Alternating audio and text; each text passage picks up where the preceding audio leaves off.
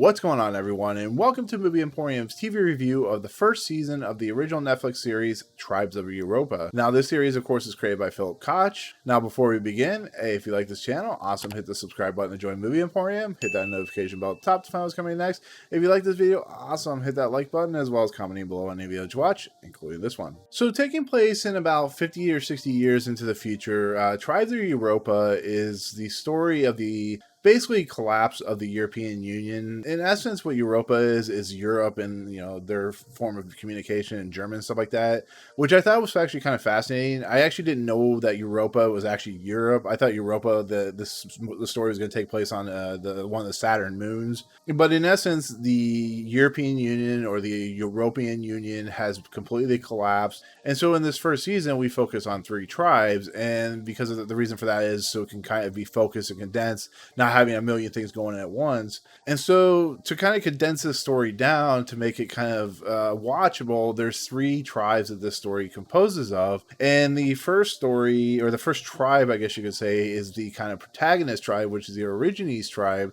And that's where our main 3 protagonists that the story kind of wraps around come from. And we also have a group of people called the Crimson tribe, which are kind of like a military style tribe that is in the process of trying to take over the kind of antagonist tribe, which is the Crows, which are the kind of slaughtering group, the very, very bad people, the, Rukai of this world in this story. And in essence, it's basically about how these tribes coexist with one another, how they fight with one another, and kind of the downfall of what happened in the civilization that was Europa, or Europe for Americans. And so this story is set off by this mythical tribe, or this individual group of people that the tribes around Europa believe are a myth, I guess you could say, and they're the Atlanteans, Atlantis and so on and so forth. One of the Atlantean people in their ship crashes near the Origine tribe, and in essence, when the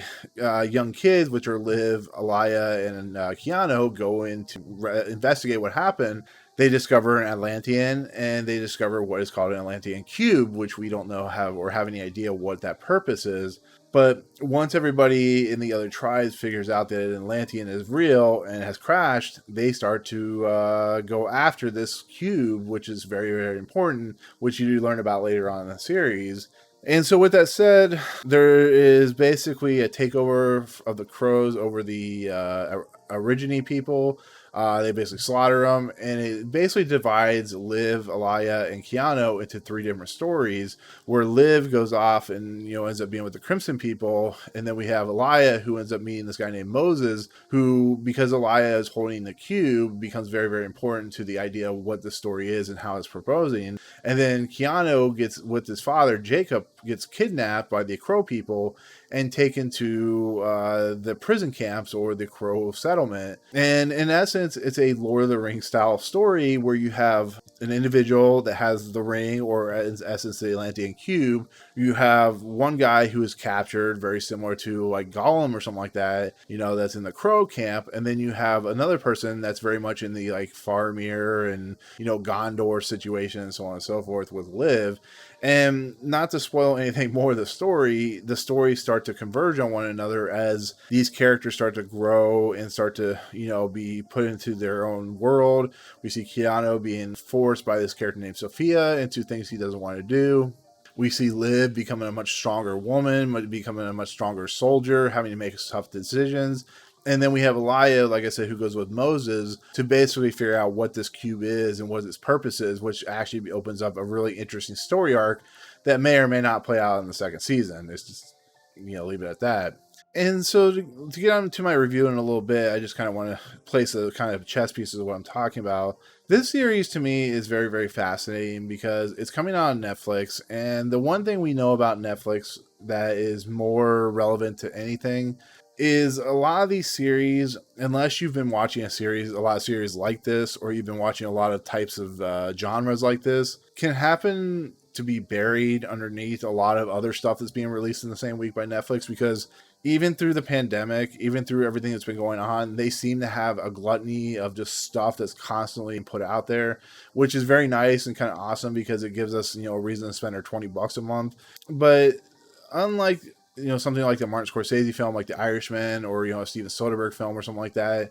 This series and its budget and its, the people that are in this movie, which unless you're, from a German, from Germany or something like that, you may not know who these people are. It may get buried and may not get that word of mouth that it needs. Because as much as I have a lot of problems with this series, I like what the series is trying to do. I like the fantasy elements of it. I like the sci-fi elements of it.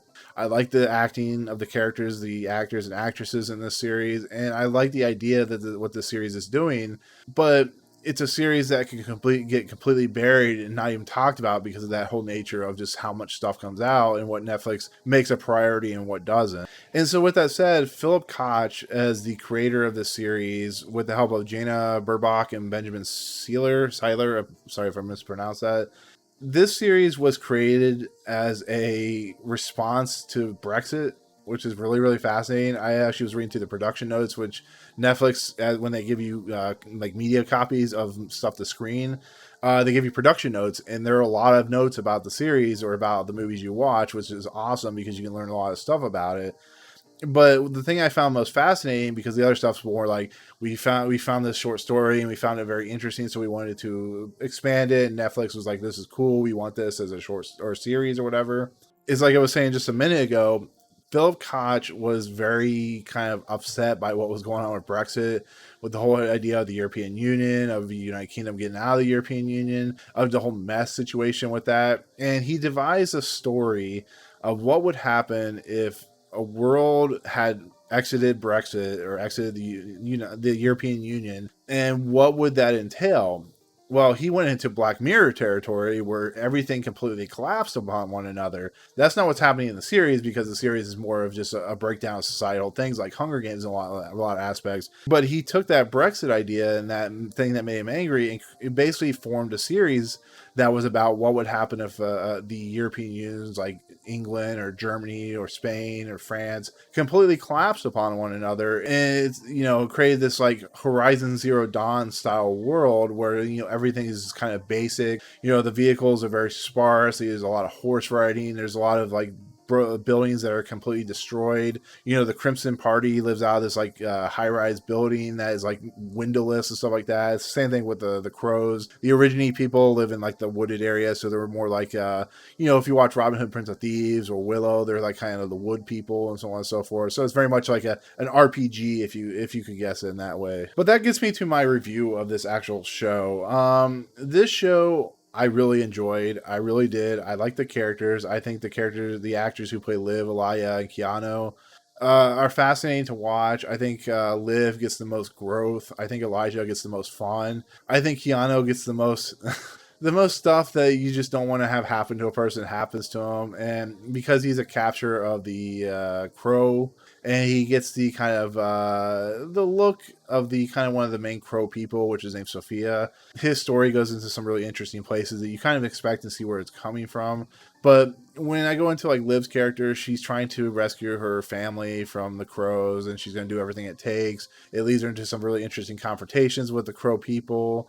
But like I said, the most fun is when you have like Elijah's character, who, like I said, meets Moses. And what makes it so much fascinating, like makes it most interesting portion, is the Atlantean cube itself. Now, I'm not gonna give away like what it's entailing and what its purpose is, because it is explained in the 6-part series. But I think Moses, who starts out one way and kind of twist another way as the series goes along, I think it's fun to watch. I think Elia having that much power and kind of being susceptible to a lot of things because he's lived in the woods for so long is really much a lot of fun to see. And like I said, Moses has his own vehicle, which is not common in the series, so that's a lot of fun to watch. And the way they interact with the people around them, how they find out about what the cube is, how Moses wants to sell the cube for money. And it's just I think it's the most well-rounded group, like story arc that's going on, because like I said, in 6 episodes there's 3 different story arcs with 3 different types of motives and interesting concepts and stuff like that. It's just, I thought the Elia and Moses storyline was a lot of fun,